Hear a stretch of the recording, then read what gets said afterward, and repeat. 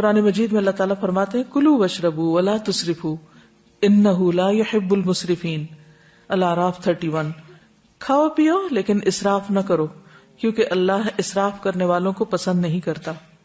نبی صلی اللہ علیہ وسلم نے فرمایا کھاؤ اور پیو اور پہنو اور صدقہ کرو لیکن اسراف نہ کرو اور تکبر نہ کرو، یعنی کھانے پہ بھی فخر نہ کرو اور اسی طرح لباس پر بھی نہیں، کیونکہ کھانا پینا لباس یہ چیزیں ہیں جن کی وجہ سے لوگ اپنے آپ کو دوسروں سے بڑا سمجھنے لگتے ہیں اگر کسی کو یہ نعمت دوسروں کے مقابلے میں زیادہ ملی ہو۔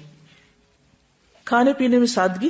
حضرت انس فرماتے ہیں میں نہیں جانتا کہ نبی صلی اللہ علیہ وسلم نے کبھی پتلی روٹی دیکھی ہو، چپاتی، یہاں تک کہ آپ اللہ سے جا ملے، اور نہ آپ نے کبھی مسلم بھنی ہوئی بکری دیکھی کہ پوری کی پوری بکری ایک ہی طرح تیار کر دی جائے کھانے کے لیے۔ حضرت عائشہ فرماتی ہیں کہ نبی صلی اللہ علیہ وسلم کے گھرانے نے اگر کبھی ایک دن میں 2 مرتبہ کھانا کھایا تو ضرور اس میں ایک وقت صرف کھجوریں ہوتی تھی، یعنی 2 وقت پراپر میل نہیں ہوتا تھا، میل ایک ہی اور اس کے ساتھ باقی کوئی بھی را چیز۔ تمہارا 3 وقت کا کھانا تو وہاں 1 وقت کا کھانا۔ ایک اور حدیث میں آتا ہے، صحیح بخاری کی روایت ہے، آل محمد صلی اللہ علیہ وسلم کبھی پے در پے 3 دن تک سالن کے ساتھ گیہوں کی روٹی نہیں کھا سکے، یعنی 3 کنزیکٹیو ڈیز ایسا کھانا نہیں ملا یہاں تک کہ آپ اللہ سے جا ملے۔ اسی طرح یہ ہے کہ جسمانی ضرورت مثلا قد کاٹ، عمر، کام کاج کی نوعیت کے اعتبار سے بھی غذا کا تعین کرنا چاہیے اور اس کی مقدار کا بھی۔ اسی طرح سادہ اور متوازن غذا زیادہ بہتر ہے۔ کھانا بھوک لگنے پر ہی کھانا چاہیے اور کچھ بھوک ابھی رہتی ہو تو کھانا چھوڑ دینا چاہیے۔ کچھ غذائیں جن کا ذکر قرآن مجید میں ہے، سب سے پہلے کھجور۔ اس کے اندر ایسے اجزاء پائے جاتے ہیں کہ اگر آپ 1-2 کھجوریں بھی روزانہ کی کھا لیں تو جسم کی دردیں جس کا اکثر لوگ شکار رہتے ہیں، یا پھر بڑھاپے میں بہت سی چیزوں کی جب کمی ہو جاتی ہے جسم کے اندر تو بہت سے لوگ صرف دردوں کی شکایت کرتے ہیں، تو اس میں بھی اس کا بہت فائدہ ہے۔ نبی صلی اللہ علیہ وسلم نے فرمایا جس گھر میں کھجور نہیں وہ اس گھر کی مانند ہے جس میں کوئی کھانا نہیں۔ کھجور نہیں تو سمجھے کچھ نہیں دوسرے لفظوں میں۔ اور آپ کو معلوم پاکستان میں اعلیٰ قسم کی کھجوریں پیدا ہوتی ہیں۔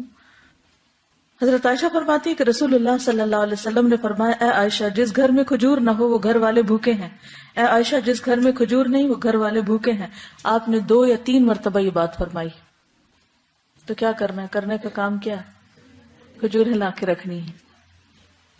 جب کچھ اور نہ کھانے کو ملے تو صرف کھجور ہر چیز کی کمی پوری کر دیتی ہے۔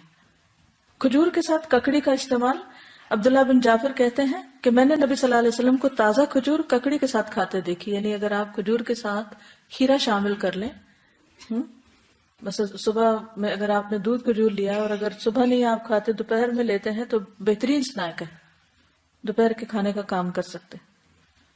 حضرت عائشہ کہتی کہ میری والدہ مجھے موٹا کرنے کی تدبیر کرتی تھی تاکہ میری رخصتی کر کے رسول اللہ صلی اللہ علیہ وسلم کی خدمت میں روانہ کرے، لیکن یہ مقصد کسی تدبیر سے حاصل نہ ہوا۔ حتیٰ کہ میں نے کھجوروں کے ساتھ ککڑی کھائی تو میں انتہائی متناسب انداز کی فربہ ہو گئی، یعنی کہ اچھی فزیک ہو گئی۔ تربوز اور تازہ کھجور، حضرت عائشہ کہتے ہیں کہ رسول اللہ صلی اللہ علیہ وسلم تربوز اور تازہ کھجور ملا کر کھایا کرتے تھے اور فرماتے تھے ہم اس کی گرمی کا علاج اس کی ٹھنڈک سے اور اس کی ٹھنڈک کا اس کی گرمی سے کرتے ہیں، یعنی تربوز جو ہے وہ کھانے میں ٹھنڈا ہوتا ہے اور کھجور گرم ہوتی ہے تو ان کو جب ملا کے کھایا جاتا ہے تو کوئی نقصان نہیں ہوتا، جو عام طور پہ بعد میں لوگ کہتے ہیں گرمی لگ گئی اور ٹھنڈ لگ گئی۔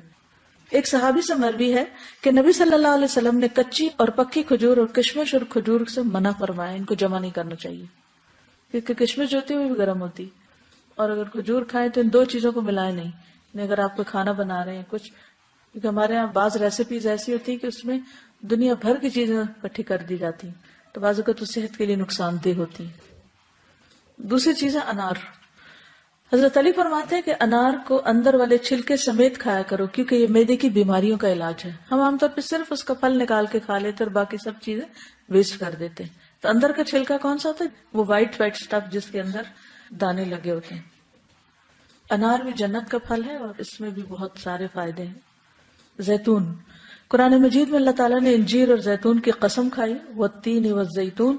ان کے فوائد کے پیش نظر روزانہ کم از کم 1 انجیر، 1 زیتون اور خالص زیتون کے تیل کا 1 چمچہ استعمال کرنا فائدہ مند ہے۔ جسمانی توانائی اور دماغی قوت کے لیے زیتون کے تیل کی مالش بھی یعنی مساج بھی فائدہ مند ہے. اللہ سبحانہ وتعالیٰ نے زیتون کے تیل کو قرآن مجید میں مبارک تیل کہا ہے. حدیث میں آتا ہے کلوا الزیت وادہنوا بہ فانہ من شجرۃ مبارکہ. نبی صلی اللہ علیہ وسلم نے فرمایا زیتون کا تیل کھاؤ اور لگاؤ، یہ ایک مبارک درخت سے نکالا گیا ہے، یعنی درخت مبارک ہے جس سے نکلا وہ تیل بھی کیا ہوگا؟ فإنها من شجرۃ مبارکۃ. ایک اور روایت میں آتا ہے زیتون کا تیل سالن کے طور پر استعمال کرو، یعنی روٹی کا ٹکڑا زیتون میں ڈبو کے کھا لو اور اسے سر اور بدن میں لگاؤ، یہ مبارک درخت سے حاصل ہوتا ہے. حضرت عائشہ فرماتی ہے کہ رسول اللہ صلی اللہ علیہ وسلم وفات پا گئے اور آپ نے ایک دن میں 2 مرتبہ روٹی اور زیتون کا تیل سیر ہو کر نہیں کھائے، یعنی 2 بار میل نہیں لیا آپ نے، 1 میل ہوتا تھا آپ کا، اور ہر وقت وہ گھی میں لگا ہوا نہیں ہوتا تھا. پیلو کے درخت کا پھل. جابر بن عبداللہ کہتے ہیں کہ ہم رسول اللہ صلی اللہ علیہ وسلم کے ساتھ مر الزہران کے مقام پر تھے، ہم پیلو توڑ رہے تھے، آپ نے فرمایا جو خوب کالا ہو وہ توڑو کیونکہ وہ زیادہ لذیذ ہوتا ہے، یعنی یہ بھی کھانے کی چیز ہے. کدو. فنبذناہ بالعراء وهو سقیم وانبتنا علیہ شجرۃ من یقطین. پھر ہم نے اسے یونس علیہ السلام کو ایک چٹیل میدان میں ڈال دیا جبکہ وہ بیمار تھے، اور ہم نے اس پر کدو کا بیلدار درخت اگا دیا. انس بن مالک کہتے ہیں کہ ایک درزی نے رسول اللہ صلی اللہ علیہ وسلم کو کھانے پر بلایا. وہ کہتے ہیں کہ میں خود بھی اس دعوت میں آپ کے ساتھ گیا. اس درزی نے روٹی اور شوربہ جس میں کدو اور سوکھا گوشت تھا رسول اللہ صلی اللہ علیہ وسلم کے سامنے پیش کیا. میں نے دیکھا کہ نبی صلی اللہ علیہ وسلم کدو کے قطلے پیالے میں تلاش کر رہے تھے، یعنی گوشت بھی تھا اور کدو بھی، تو آپ گوشت کی بجائے کدو اٹھا اٹھا کے کھا رہے تھے. اس دن سے میں بھی برابر کدو پسند کرتا ہوں.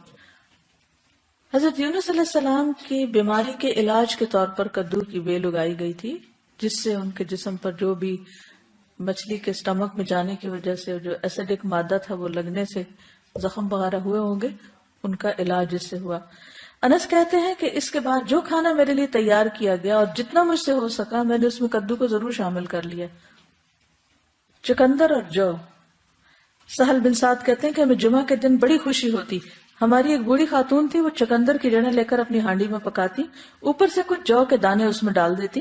ہم جمعہ کی نماز پڑھ کر ان کی ملاقات کو جاتے تو ہمارے سامنے یہ کھانا رکھتی، یعنی ہر جمعہ وہ یہ کھانا پکا کے رکھتی اور ہم سب کھاتے. جمعہ کے دن ہمیں بڑی خوشی اسی وجہ سے رہتی تھی، یعنی ہمیں پتا ہوتا تھا آج اچھا سا کھانا ملے گا. ہم نماز جمعہ کے بعد ہی صبح کا کھانا کھایا کرتے تھے. اللہ کی قسم نہ اس میں چربی ہوتی تھی نہ گھی، یعنی چقندر ہوتے تھے ابلے اور اس کے اوپر جو کے کچھ دانے، پھر بھی خوش ہوتے تھے. ہمارا کیا حال ہے؟ کہتے اللہ کی قسم نہ چربی ہوتی تھی نہ گھی.